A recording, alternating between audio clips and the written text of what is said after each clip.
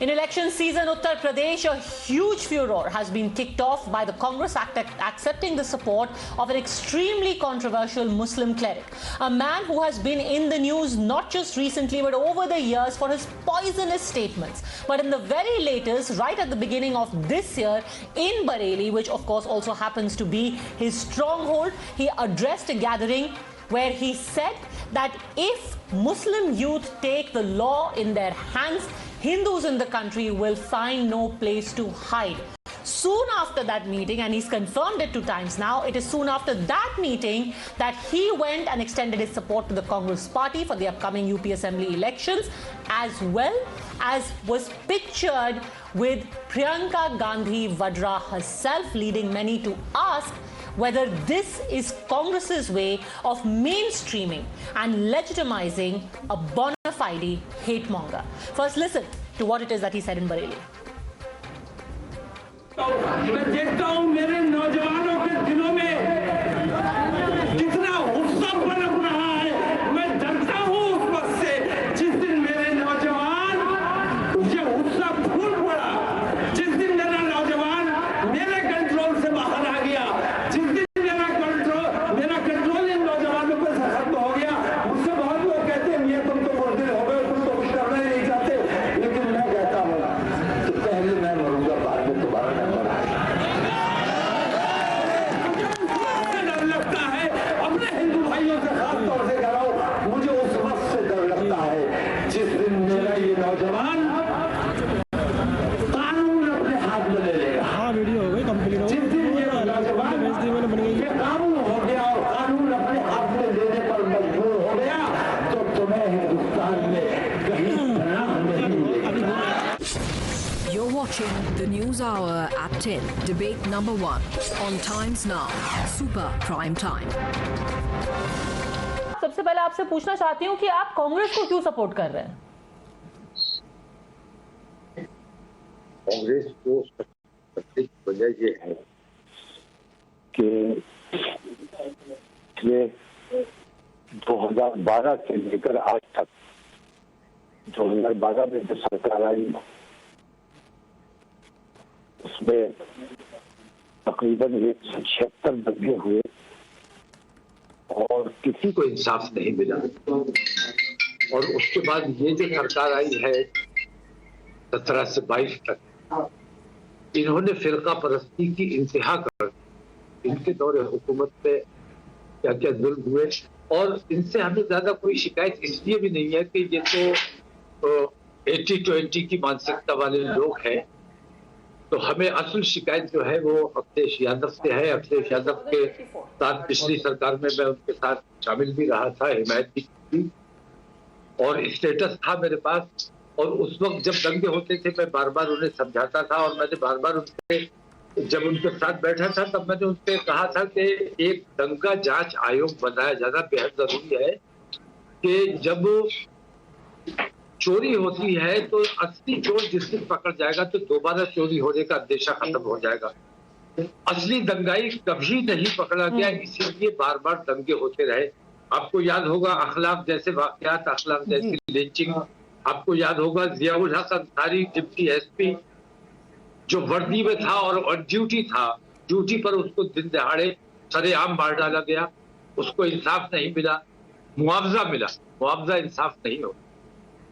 तो ऐसे ऐसे हालात मैंने देखे और बिलाखिर मैंने ये देखा कि मुजफ्फरनगर हुआ और मुजफ्फरनगर ने पूरी दुनिया में उत्तर प्रदेश की जो बदनामी की। और तो ये बताइए तौकीर रजा साहब, ये जो सारे दंगों का आपने जो दंगे आपने गिनाए हैं, एक सेकंड क्योंकि बात सुनिए क्योंकि आप इंसाफ की बात कर रहे हैं और दंगों की बात कर रहे हैं। एक बात बताइए कि आप 2009 से कांग्रेस को सपोर्ट करते आए हैं, बीच में आप समाजवादी पार्टी की तरफ आए, पर 2009 का जो इलेक्शन था उसमें आपने कांग्रेस को सपोर्ट किया।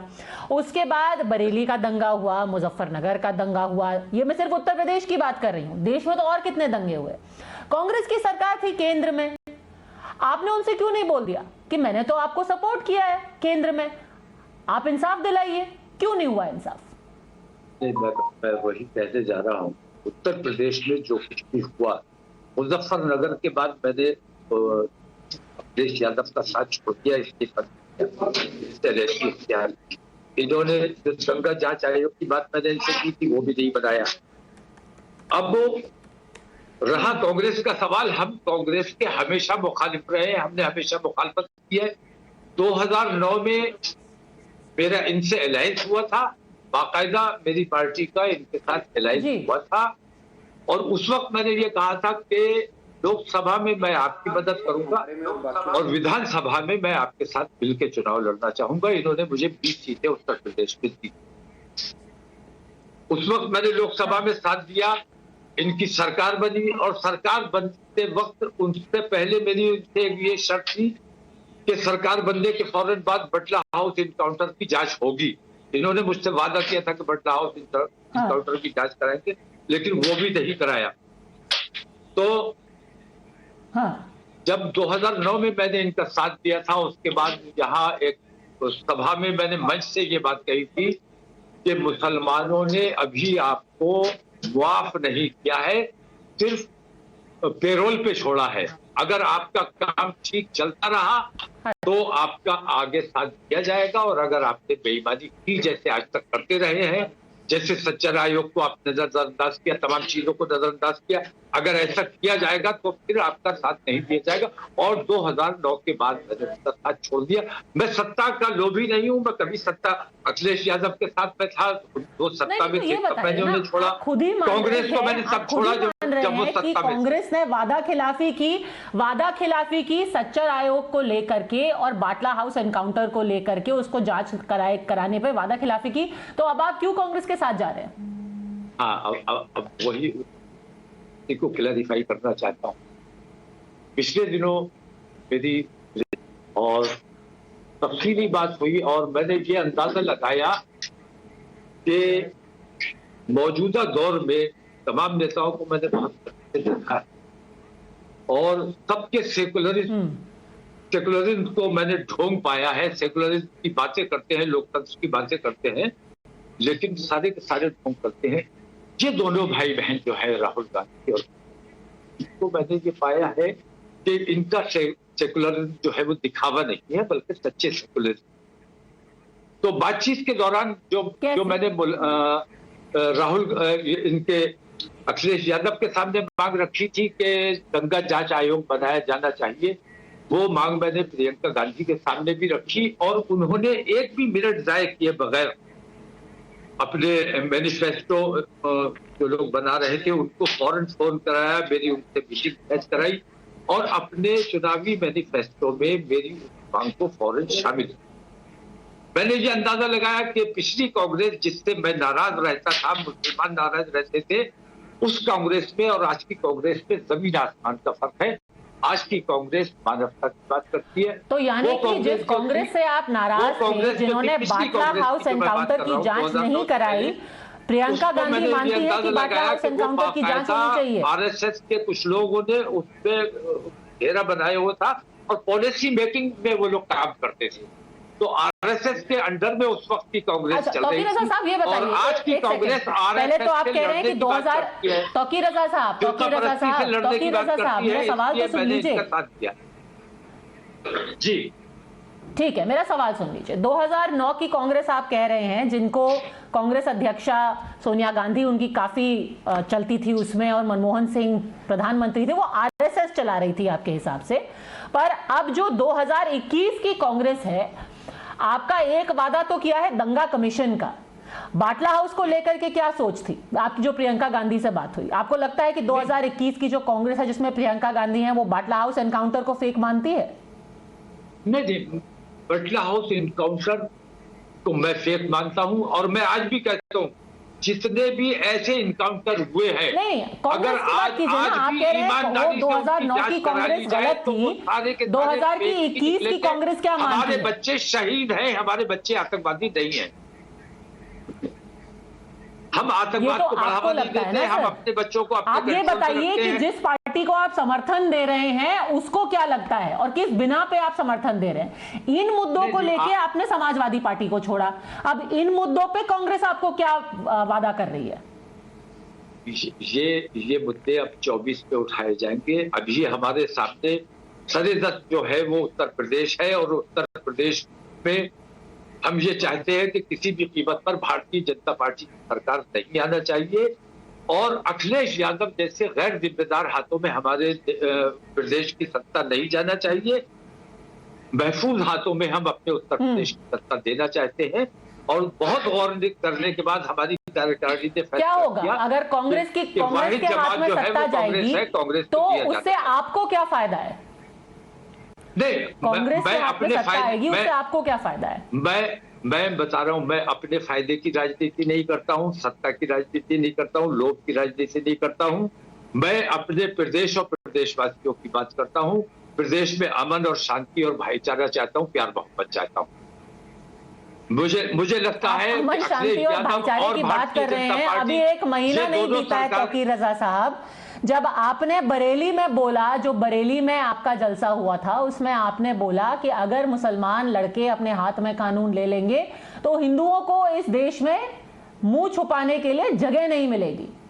कौन सा भाईचारे की बात कर रहे हैं आप? पूरा किसका भाईचारा? मेरे उस बयान को अगर आप पूरा सुने, कुछ चैनलों ने मेरे उस बयान की एडिटिंग करके उसको चलाया है। सुना है, बताइए उस बयान का कौन सा हिस्सा है जो कि भाईचारे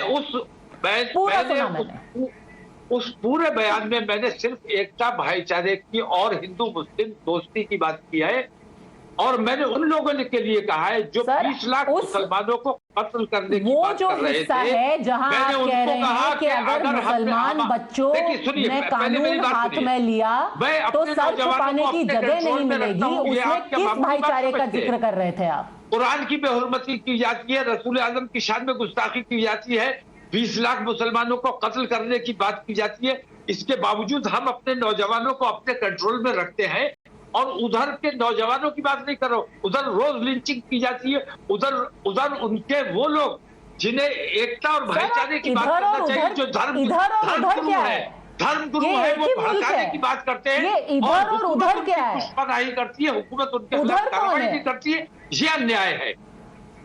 मैंने सिर्फ ये कहा कि धर्म संसद में जिन लोगों ने ये बात, मेरी बात पूरी सुन लीजिए पहले।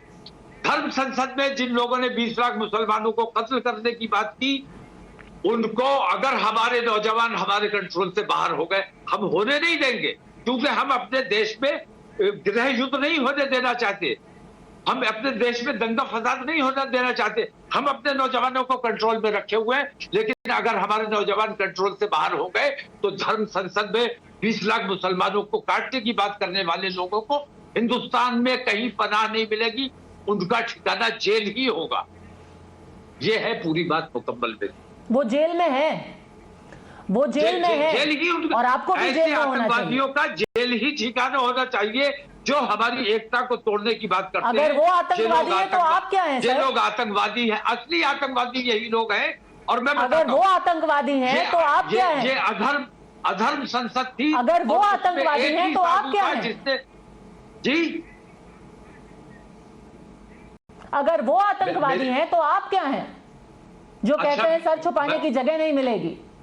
मैं अभी भी कहता हूं, उनको जगह नहीं मिली, वो जेल क्यों गए? अगर मैंने कोई गलत बात कही है, मैंने कोई देश विरोधी आपने उनकी बात नहीं की है, अगर मैंने कोई हिंदुओं की बात कर रहे थे। नहीं, मेरी बात तौकीर रजा साहब, आप हिंदुओं की बात कर रहे थे। एक खास आपने ये नहीं कहा कि यति नरसिंहानंद को जगह छुपाने, सर छुपाने के लिए जगह नहीं मिलेगी।